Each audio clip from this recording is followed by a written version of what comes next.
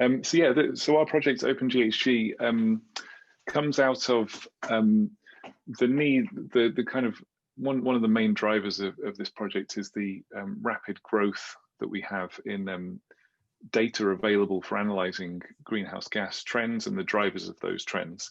So up on the top left here, these are just pins in a map where some form of greenhouse gas measurement has been made. I mean, the uniform colours maybe make it look quite interconnected and uniform, but that's really not the case. A lot of these pins are essentially just, they could be sensors that were put out for a few years on a particular calibration scale and then stored in some data center somewhere. Others are from global networks. But I would say there's not really been an effort to try and bring together data sets from lots of different sources all over the world. And I think it means that the current greenhouse gas measurement network is underutilized at the moment. We also have, adding onto that, satellite data and new products like that, which are going to help us to understand the drivers of changing greenhouse gas concentrations.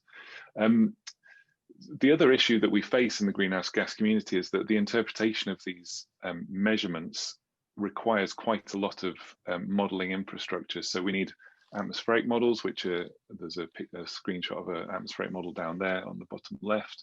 But we also need models that describe human influence on greenhouse gas emissions, so greenhouse gas inventories.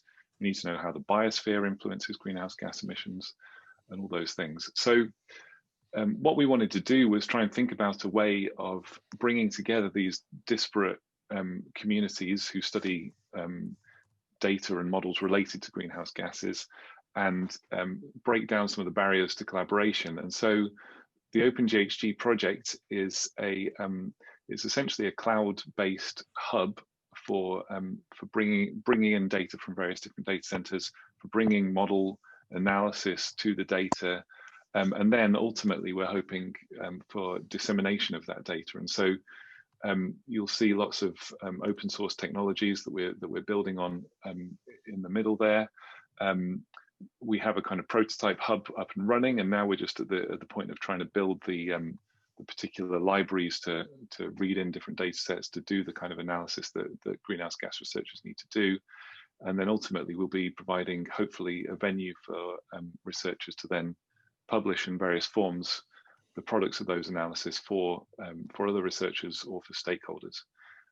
So this project is a collaboration between Bristol, Cranfield, Centre for Ecology and Hydrology, and also for CEDA, the Centre for Environmental Data Analysis, because they have a new cloud-like system that they're hoping to expand the use of. So we're currently on the commercial cloud, and we'll be looking at whether we can, to what extent we can port this onto CEDA.